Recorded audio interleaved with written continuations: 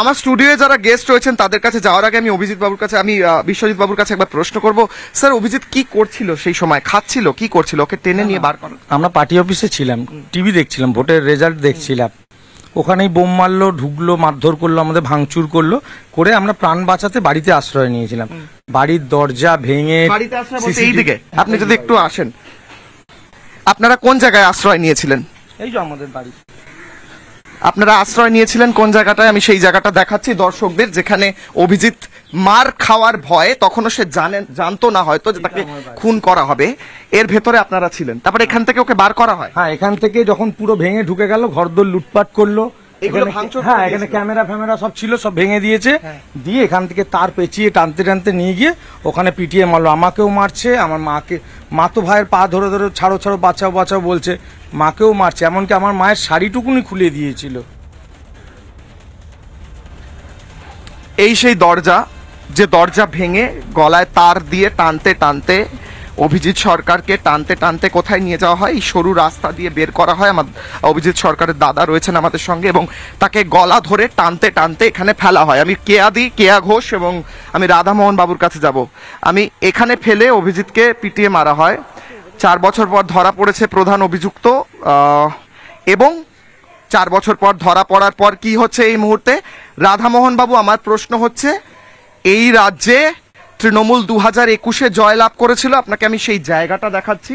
তৃণমূলের জয়লাভের পর ওই যে গেটটা দেখলেন, ওখান থেকে টানতে টানতে এরম করে গলায় তার পেঁচিয়ে টানতে টানতে নিয়ে আসা হয় অভিজিৎকে। আর এই মাটিটা দেখাও রাজশেখরদা, এই মাটিতে তাকে ফেলা হয়, ফেলে তাকে পেটানো হয় যতক্ষণ না পর্যন্ত তার মৃত্যু হচ্ছে, রাধামোহন বাবু।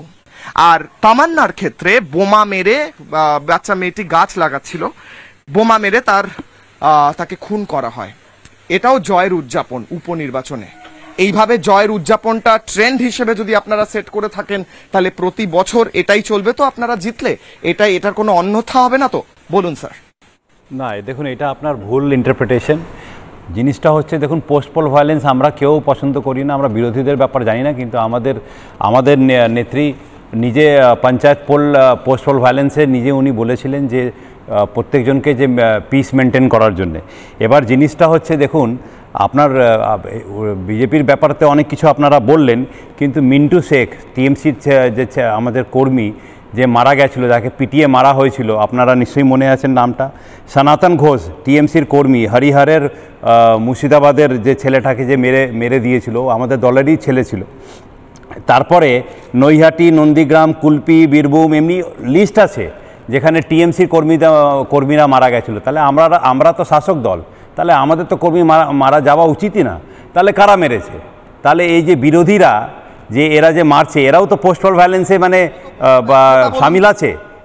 এবার একটা কথা বলি, আপনি অভয়ার মা বাবাকে দেখালেন, কিন্তু আমরা সবাই জানি ওনারাই কিন্তু বলেছেন যে সিবিআইয়ের ইনভেস্টিগেশনে কিন্তু ওনারা স্যাটিসফাইড না। কেন স্যাটিসফাইড না? বিকজ 4 দিন আমাদের পুলিশ, বেঙ্গল পুলিশ ইনভেস্টিগেশন করলো, যাকে বেঙ্গল পুলিশ অ্যারেস্ট করলো, তাকেই সিবিআই কনফার্ম করলো যে ওই হচ্ছে একমাত্র দোষী।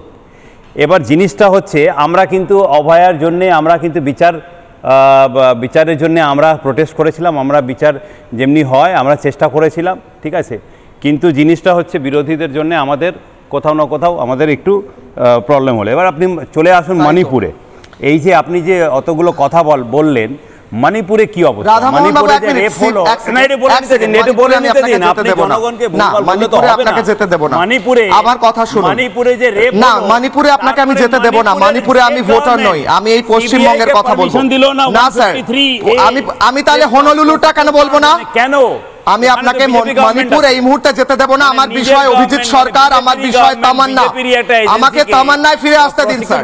মাটিটা আপনাদের স্যার, আপনাদের রিপাবলিক বাংলা কিশোরের অগ্নিবাণে স্বাগত। আমাকে অভিজিৎ সরকারের দাদা বিশ্বজিৎ সরকার বলছিলেন যে আমরা যেখানে দাঁড়িয়ে আছি না স্যার, এইখানে ছেলেটাকে এখানেই তো স্যার পেটানো হয়, এখানে পিটিয়ে মারা হয়, গলায় তার দিয়ে টানতে টানতে ওই দিক থেকে, রাজশেখরদা এই দিক থেকে যেখানে পুলিশ এখন বসে রয়েছেন, এখান থেকে টানতে টানতে নিয়ে আসা হয় বাচ্চা ছেলেটিকে, এবং এখানে পিটিয়ে মারা হয়। 2021-এর 2রা মে তৃণমূল জয়লাভ করার পর এটা ছিল জয়ের উদযাপন, আর আজকে তামান্নাকে দিয়ে উদযাপন হচ্ছে স্যার। খুব দুর্ভাগ্যজনক। কিশোর, তুমি আমাকে কি বলবে?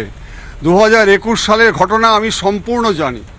এই যে আজকে অভিজিৎ বাবু এখানে আমার পাশে দাঁড়িয়ে আছে, এই বেচারাকে আমি দেখছিলাম সুপ্রিম কোর্টে কান্না করছিল যে কি জাস্টিস নেওয়ার জন্য যে কেন্দ্রীয় সংস্থা যারা তদন্ত করছিল তারা 2 না 3টে ডেটে অ্যাপিয়ারই করেনি। আজকে আমি খবরটা পেলাম যে আফটার 4 ইয়ার্স আজকে নাকি তাকে অ্যারেস্ট করা হয়েছে। আপনি কি বলছেন? তাহলে একটা মানুষ মৃত্যুর পরে যদি এখন টাকা দিয়ে দেওয়া হয়, যে ভদ্রলোকের আজকে 1 লক্ষ টাকা আছে, 10 লাখ টাকা 10,000 টাকা দিয়ে আজকে তাহলে তার 10টা খুন করে দেবে, এটা হয়? এটা কোনো একটা সিদ্ধান্ত? আমি বলতে চাচ্ছি আজকে পশ্চিমবঙ্গে দিনের পর দিন আমি 38 বছর পুলিশে চাকরি করেছি, এতগুলো থানায় অফিসার ইনচার্জগিরি করেছি, আমি কোনোদিন শুনিনি যে আজকে মৃত্যুর পরে মানুষ তদন্তে এইভাবে আজকে গড়িমসি করে। আজকে এখন পর্যন্ত কেন্দ্রীয় সংস্থাকে হাইকোর্ট 40টা কেস দিয়েছে, সেই সিবিআই সেই ইডিকে পর্যন্ত আজকে ভৎসনা করছে। যে ঘটনায় আমরা এখানে দাঁড়িয়ে আছি আমি জানি এদের অপরাধ হচ্ছে গিয়ে বিরোধী গোষ্ঠী করত, কিভাবে আজকে নৃশংসভাবে হত্যা করেছে। আজকে তমান্নার মা পর্যন্ত, হুমায়ুন বাবু যখন গেছেন, একজন আইজিপি উনি আজকে গিয়েছেন টাকা দিতে কি মানবিক কারণে। আচ্ছা কিশোরে, আমি তোমাকে জিজ্ঞাসা করি, আজকে আইজি সাহেব রিটায়ার যখন দিতে যাচ্ছেন টাকা, উনি কি আজকে মুর্শিদাবাদের যখন হরগোবিন্দ দাস মারা যায় তার ছেলে, ওইখানে মানবিক কারণে কি টাকাটা দিতে গেছিল? ওইখানে কি মানবিক কারণে তার চোখের দিয়ে জল পড়েছিল?